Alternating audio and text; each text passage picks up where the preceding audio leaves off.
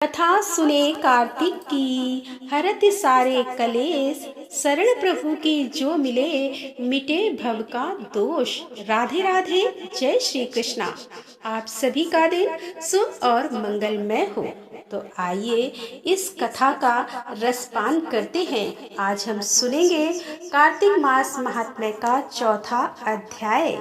तो दोस्तों, आज की कथा को भगवान के श्री चरणों में समर्पित करते हैं और कथा का शुभारंभ करते हैं। कार्तिक मास के व्रत का नियम जानने के बाद नारद जी ने ब्रह्मा जी से पूछा कि हे पितामह, अब आप मुझसे कार्तिक मास में दीपदान और आकाश दीप की महिमा का भी वर्णन कीजिए। उनके इस प्रश्न को सुनकर ब्रह्मा जी कहते हैं कि हे पुत्र, अब मैं तुमसे कार्तिक मास में एक पतित ब्राह्मणी के उद्धार और दीपदान और आकाश दीप की महिमा का वर्णन करता हूँ। तुम इसे ध्यान पूर्वक सुनो। हे पुत्र, स्त्रियों और पुरुषों ने जो जन्म से लेकर पाप किया है, वह सब कार्तिक मास में दीपदान मात्र से नष्ट हो जाता है। इस विषय में मैं तुमसे एक प्राचीन इतिहास का वर्णन करता हूँ। तुम इसे ध्यान पूर्वक सुनो। पूर्व काल में द्रमण देश में एक बुद्ध नामक ब्राह्मण रहता था। उसकी स्त्री बड़ी दुष्टा और दुराचार परायण थी। उसके संसर्ग दोष से पति की आयु क्षीण हो गई और वह मृत्यु को प्राप्त हो गया। पति के मर जाने पर भी वह विशेष रूप से व्यभिचार में लग गई। उसको लोक निंदा से तनिक भी लज्जा नहीं थी। उसके ना तो कोई पुत्र था और ना ही कोई भाई था। वह सदा भिक्षा के अन्न का ही भोजन करती थी।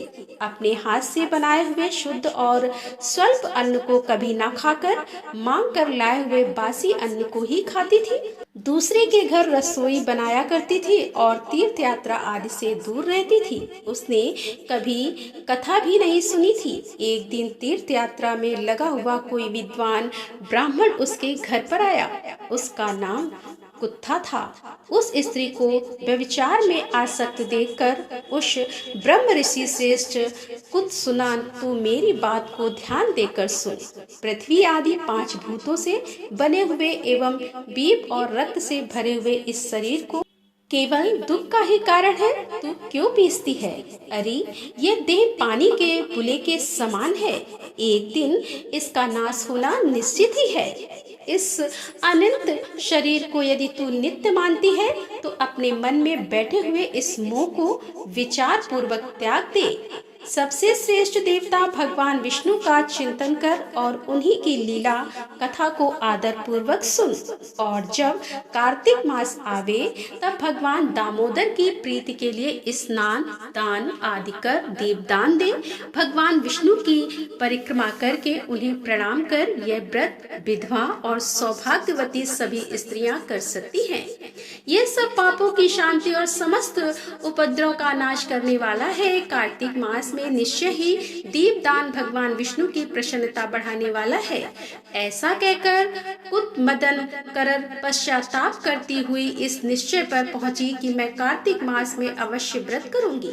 तत्पश्चात कार्तिक मास आने पर उसने पूरे महीने भर प्रातः सूर्योदय काल में स्नान और दीपदान किया। तदंतर कुछ काल के बाद आयु समाप्त होने पर उसकी मृत्यु हो गई। वह स्वर्ग लोक में गई और समय अनुसार उसकी मुक्ति भी हो गई।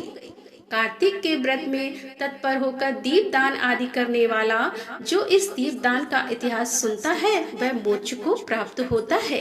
ब्रह्मा जी आगे कहते हैं कि हे नारद, अब आकाश दीप का महात्म्य सुनो। कार्तिक मास आने पर जो प्रातः स्नान में तत्पर होकर आकाश दीप का दान करता है वह सब लोगों का स्वामी और सब संपत्तियों से संपन्न होकर इस लोक में सुख उपभोगता है और अंत में मोक्ष को प्राप्त होता है। इसीलिए कार्तिक में स्नान दान आदि कर्म करते हुए भगवान विष्णु के मंदिर के कंगूरे पर 1 मास तक अवश्य दीपदान करना चाहिए। महाराज सुनंद ने चंद्र शर्मा ब्राह्मण ने बताए अनुसार 1 मास तक विधि पूर्वक व्रत किया। वे कार्तिक मास में प्रतिदिन प्रातः काल स्नान करके पवित्र होते और कोमल तुलसी दलों से भगवान विष्णु की पूजा करके उस रात में उनके लिए आकाश दीप दान देते थे और दीप देने के समय वे इस मंत्र का उच्चारण करते थे। दामोदराय विश्वाय विश्वरूपधराय च नमस्कृत्य वाप्रदाशय व्योमदीपम हरिप्रियम। अर्थात मैं सर्व स्वरूप एवं ईश्वर रूपधारी भगवान दामोदर को नमस्कार करके यह आकाश दीप देता हूँ जो भगवान को परम प्रिय है। हे देवेश्वर, इस व्रत से आप मेरी भक्ति बढ़े, इस भाव से प्रार्थना करके राजा सुनंद दीपदान करते थे। ब्रह्म मुहूर्त में उठकर वे पुनः आकाश दीप देते। उनका प्रातः काल स्नान और भगवान विष्णु की पूजा का क्रम नियम पूर्वक चलता रहा। मास की समाप्ति पर उन्होंने व्रत का उद्यापन करके आकाश दीप के नियम को भी समाप्त किया और ब्राह्मणों को भोजन कराकर इस विष्णु व्रत की पूर्ति की। इस पुण्य के प्रभाव से राजा ने इस लोक में स्त्री, पुत्र, पौत्र और स्वजनों के साथ लाखों वर्षों तक पार्थिव भोगों का उपभोग किया और अंत में स्त्रियों सहित सुंदर विमान पर आरूढ़ होकर 4 भुजाधारी शंख, चक्र, गदा आदि आयुध से सुशोभित पीताम्बरधारी विष्णु का दिव्य शरीर पाकर मोक्ष का आश्रय लिया। वे विष्णु लोक में भगवान विष्णु के ही समान सुख पूर्वक रहने लगे। अतः कार्तिक मास में दुर्लभ मनुष्य जन्म को पाकर भगवान विष्णु को प्रिय लगने वाले आकाश दीप का विधि पूर्वक दान देना चाहिए। जो संसार में भगवान विष्णु की प्रसन्नता के लिए आकाश दीप देते हैं, वे कभी अत्यंत क्रूर मुख वाले यमराज का दर्शन नहीं करते। आकाश दीप दान कब से प्रारंभ करना चाहिए? तो ब्रह्मा जी कहते हैं कि एकादशी से, अर्थात आश्विन मास की शुक्ल पक्ष की एकादशी से, और या फिर तुला राशि के सूर्य में स्थित होने पर, अथवा पूर्णिमा में, मतलब आश्विन मास की शुक्ल पक्ष की शरद पूर्णिमा से लक्ष्मी सहित भगवान विष्णु की प्रसन्नता के लिए आकाश दीप दान प्रारंभ करना चाहिए। और कहना चाहिए कि पितरों को नमस्कार है, प्रेतों को नमस्कार है, धर्म स्वरूप भगवान विष्णु को नमस्कार है, यमराज को नमस्कार है तथा दुर्गम पद पे रक्षा करने वाले भगवान रुद्र को नमस्कार है। इस मंत्र से जो मनुष्य पितरों के लिए आकाश में दीप दान करते हैं, उनके पितर नरक में हो तो भी उत्तम गति को प्राप्त होते हैं। जो देवालय में, नदी के किनारे, सड़क पर तथा नींद लेने के स्थान में दीप दान देता है, उसे सर्वती मुखी लक्ष्मी प्राप्त होती है। जो ब्राह्मण या अन्य जाति के मंदिर में दीपक जलाता है, वह विष्णु लोक में प्रतिष्ठित होता है। जो मनुष्य कीट और कांटों से भरी हुई दुर्गम एवं ऊंची नीची भूमि पर दीप दान करता है, वह नरक में नहीं पड़ता। पूर्व काल में राजा धर्मनंदन ने आकाश दीप दान के प्रभाव से श्रेष्ठ विमान पर आरूढ़ होकर विष्णु लोक को प्रस्थान किया। जो कार्तिक मास में हरिधनी एकादशी को भगवान विष्णु के आगे कपूर का दीपक जलाता है, उसके कुल में उत्पन्न हुए सभी मनुष्य भगवान विष्णु के प्रिय भक्त होते हैं और अंत में मोक्ष प्राप्त करते हैं। पूर्व काल में एक गोप था जो अमावस्या तिथि के दिन भगवान विष्णु के मंदिर में दीपक जलाकर तथा बार बार जय जय का उच्चारण करके राजेश्वर हो गया था। दीप दान की महिमा जानने के बाद ब्रह्मा जी से नारद ने पूछा कि पितामह, अब आप मुझे कार्तिक मास में तुलसी वृक्ष के आरोपण और पूजन की महिमा भी बताइए। ब्रह्मा जी कहते हैं कि पुत्र, तुम तो भगवान विष्णु के परम भक्त हो। लोकहित की कामना से तुमने ये अत्यंत ही श्रेष्ठ प्रश्न पूछा है। अब मैं तुमसे कार्तिक मास में तुलसी वृक्ष के आरोपण और पूजन आदि की महिमा का वर्णन करता हूँ। तुम ध्यान पूर्वक सुनो। ब्रह्मा जी कहते हैं कि कार्तिक मास में जो विष्णु भक्त पुरुष प्रातः काल स्नान करके पवित्र होकर कोमल तुलसी दल से भगवान दामोदर की पूजा करता है, वह निश्चय ही मोक्ष प्राप्त कर लेता है।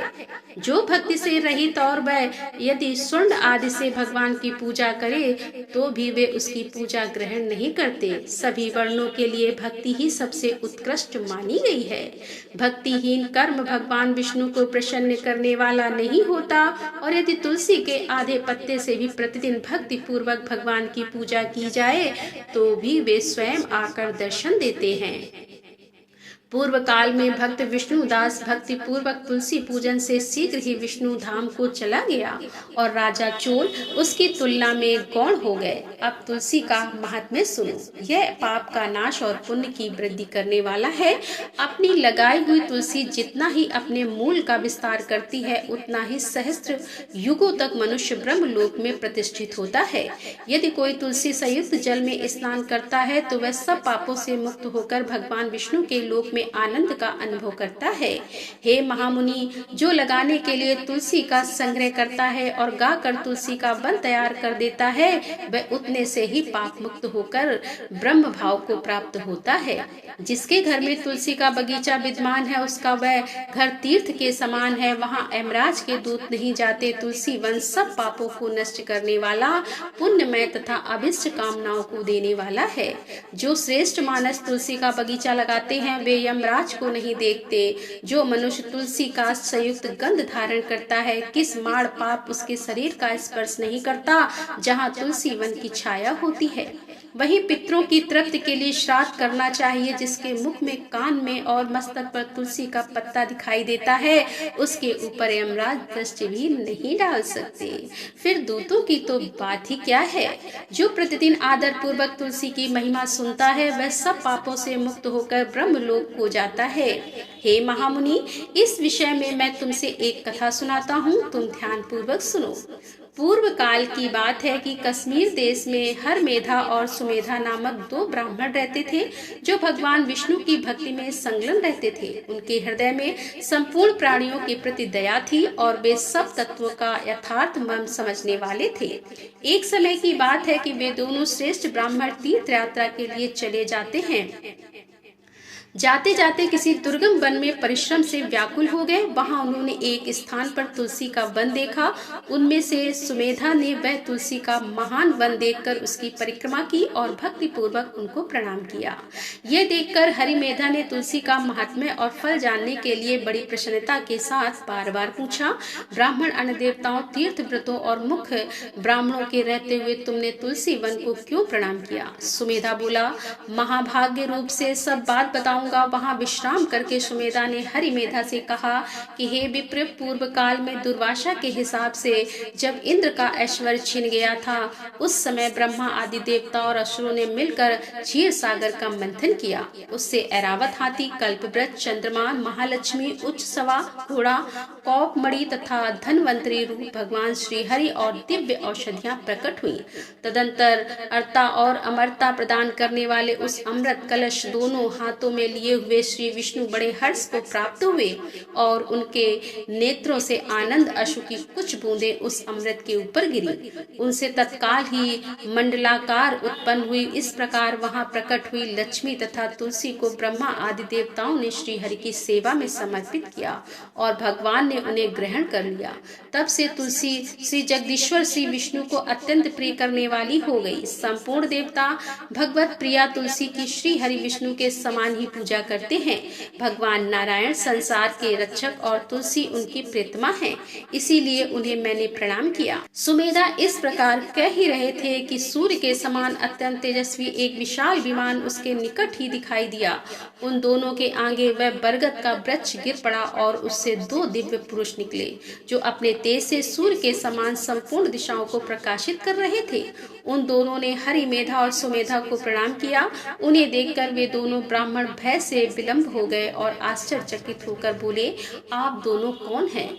देवताओं के समान आपका सर्व मंगलमय स्वरूप है। आप नूतन मदार की माला धारण किए कोई देवता प्रतीत होते हैं। उन दोनों के इस प्रकार पूछने पर ब्रज से निकले हुए पुरुष बोले कि हे विप्रो, आप दोनों ही हमारे माता पिता और गुरु हैं, बंधु आदि भी आप ही दोनों हैं। इतना कहकर उनसे जो ज्येष्ठ था वह बोला, मेरा नाम आस्तिक है, मैं देवलोक का निवासी हूँ। एक दिन मैं नंदन वन में एक पर्वत पर क्रीड़ा करने के लिए गया। वहाँ देवांगनाओं ने मेरे साथ इच्छा अनुसार विहार किया। उस समय युवतियों के मोती और बेला के हार तपस्या करते हुए लोमस मुनि के ऊपर गिर पड़े। वह सब देखकर मुनि को बड़ा क्रोध हुआ। उन्होंने सोचा, स्त्रियों तो परतंत्र होती हैं, अतः यह उनका अपराध ही नहीं है। यह दुराचारी आस्तिक ही शाप पाने के योग्य है। ऐसा निश्चय करके उन्होंने मुझे श्राप दे दिया और तू ब्रह्मा राक्षस होकर बरगद के वृक्ष पर निवास कर। फिर मैंने विनय पूर्वक जब उन्हें प्रसन्न किया तब उन्होंने इस शाप से मुक्त होने की अवधि भी निश्चित कर दी। लोमस ऋषि ने कहा, जब तू किसी ब्राह्मण के मुख से भगवान विष्णु का नाम और तुलसी दल की महिमा सुनेगा तब तत्काल तुझे उत्तम मोक्ष की प्राप्ति हो जाएगी। इस प्रकार मुनि का श्राप पाकर मैं चिरकाल से अत्यंत दुखी होकर इस वट वृक्ष पर निवास करता था। आज देववश आप दोनों के दर्शन से मुझे निश्चय ही ब्राह्मण के साथ से छुटकारा मिल गया। या अब मेरे इस दूसरे साथी की कथा सुनिए। यह पहले एक श्रेष्ठ मुनि थे और सदा गुरु की सेवा में ही लगे रहते थे। एक समय गुरु की आज्ञा का उल्लंघन करके वे ब्रह्म राक्षस भाव को प्राप्त हो गए, किंतु आपके प्रसाद से इस समय इनकी भी ब्राह्मण के श्राप से मुक्ति हो गई।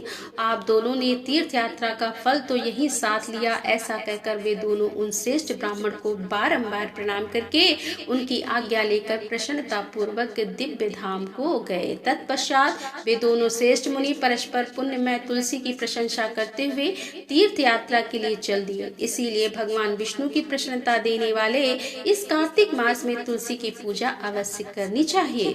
तो प्रेम से बोलिए तुलसी महारानी की जय। कार्तिक मास महात्म्य का चौथा अध्याय समाप्त हुआ। तो दोस्तों मिलते हैं अगले अध्याय के साथ। तब तक के लिए राधे राधे। जय श्री कृष्णा। हर हर महादेव। जय भोलेनाथ की।